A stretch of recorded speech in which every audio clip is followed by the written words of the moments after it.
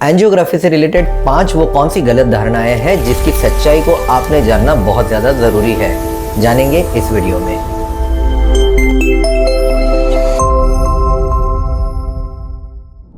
Main video को शुरू करने के पहले मैं आपसे डिस्कस करना चाहूँगा कि इस वीडियो को मैंने बनाया क्यों है।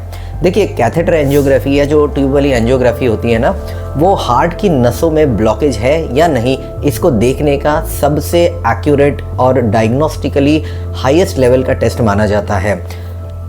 आज की तारीख में जो भी रिसेंट एडवांसेस हुए हैं उसकी वजह से अब ये टेस्ट बहुत ज़्यादा सेफ भी हो गया है, लेकिन इन सब चीज़ों के बावजूद लोगों में काफ़ी ज़्यादा इससे रिलेटेड मिथ्स या गलत धारणाएं फैली हुई है।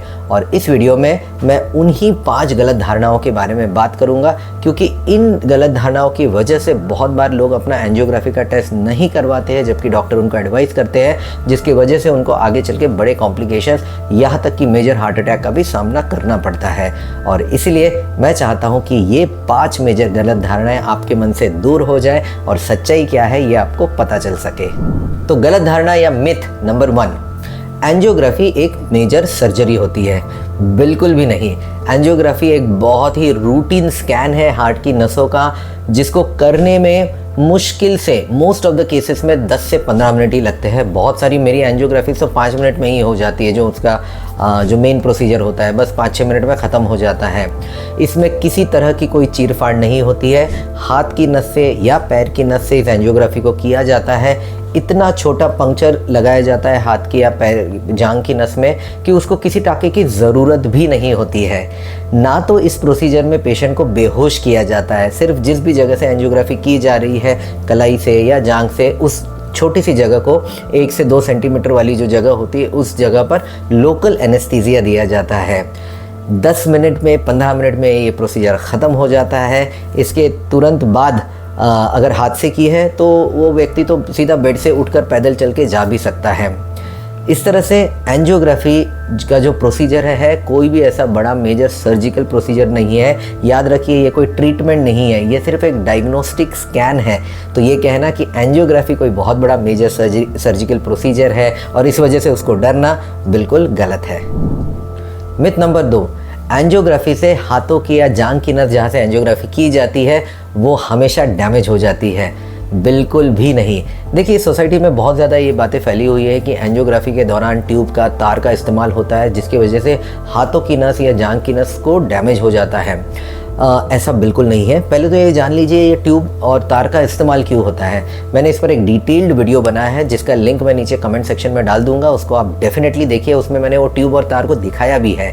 ये ट्यूब का इस्तेमाल इसलिए किया जाता है क्योंकि वो ट्यूब क्या करता है ना, हाथों की नस को सीधा सीधा हार्ट की नस के साथ कनेक्ट करता है, और इसकी वजह से जो भी हम कॉन्ट्रास्ट दवा का इंजेक्शन हाथों की नस में देते हैं वो डायरेक्टली हार्ट में जाता है, ताकि उससे हम हार्ट को स्टडी कर सके, स्कैन कर सके। इस ट्यूब के होने के कारण वो जो कॉन्ट्रास्ट है ना, बॉडी में दूसरे अंगों में, दूसरे नसों में नहीं जाता है, जिसके वजह से कॉन्ट्रास्ट का दूसरे अंगों पर जो भी एक्स्ट्रा इफेक्ट या साइड इफेक्ट बोलो हो सकता है, जो रिस्क रहता है, इस ट्यूब के इस्तेमाल से वो रिस्क कम हो जाता है। और तार इसलिए इस्तेमाल की जाती है क्योंकि तार के गाइडेंस से ही, उसकी हेल्प से ही उस ट्यूब को हार्ट की नस तक पहुंचाया जाता है।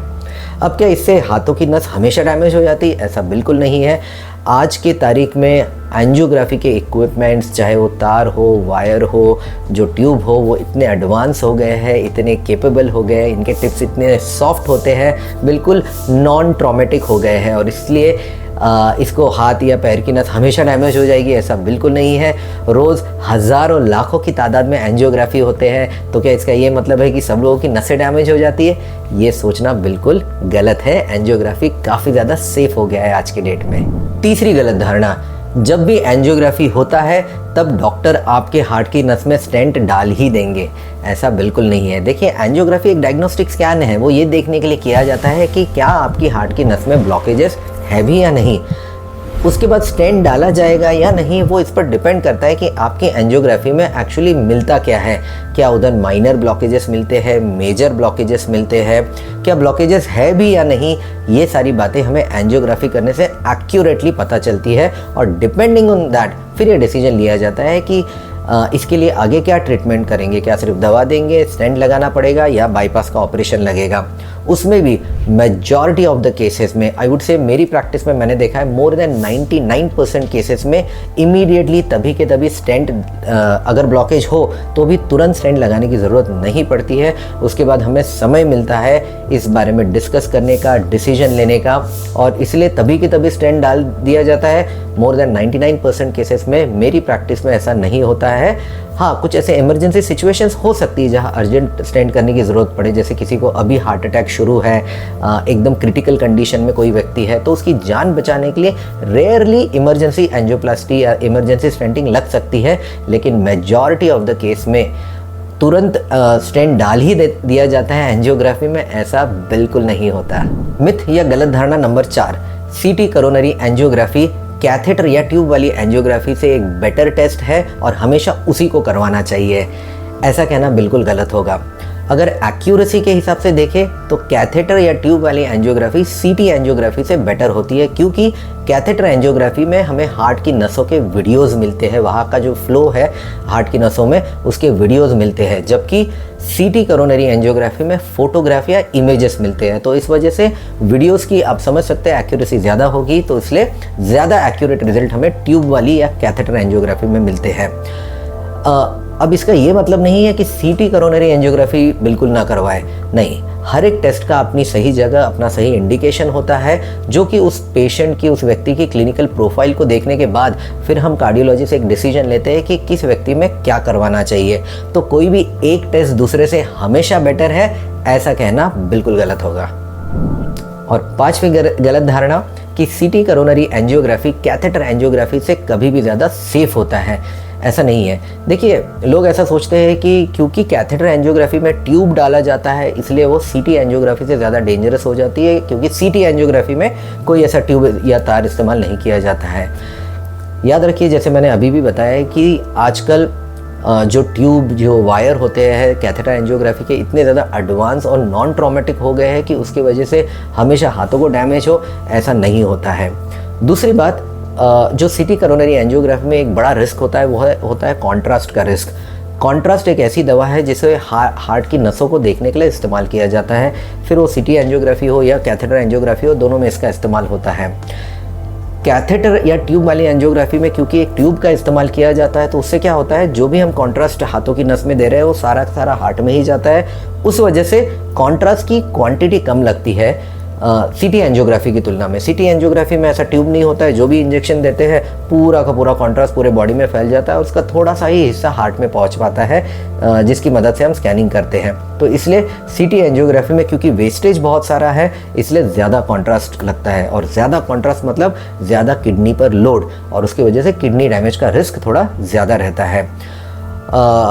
सीटी कोरोनरी एंजियोग्राफी में जहां अराउंड 70, 80 या 90 ml का कॉन्ट्रास्ट यूज़ होता है, वही कैथेटर या ट्यूब वाली कोरोनरी एंजियोग्राफी में 30 to 40 ml कॉन्ट्रास्ट में ही मोस्ट ऑफ द एंजियोग्राफी पूरी तरह से फिनिश हो जाती है। और इसीलिए सीटी एंजियोग्राफी हमेशा कैथेटर एंजियोग्राफी से सेफ है, ऐसा ज़रूरी नहीं है।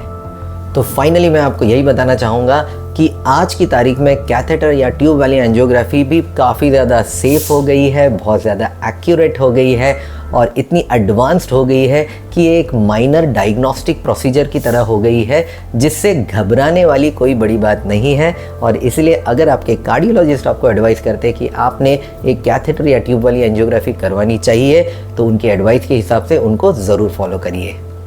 अगर आपको एंजियोग्राफी या एंजियोप्लास्टी एडवाइस की गई है, लेकिन आप एक सेकेंड ओपिनियन चाहते हैं, तो नीचे दिए गए नंबर पर डायल करके या डिस्क्रिप्शन पे दिए गए नंबर पर डायल करके आप मेरा अपॉइंटमेंट ले सकते हैं फिजिकल या वीडियो कंसल्टेशन के लिए।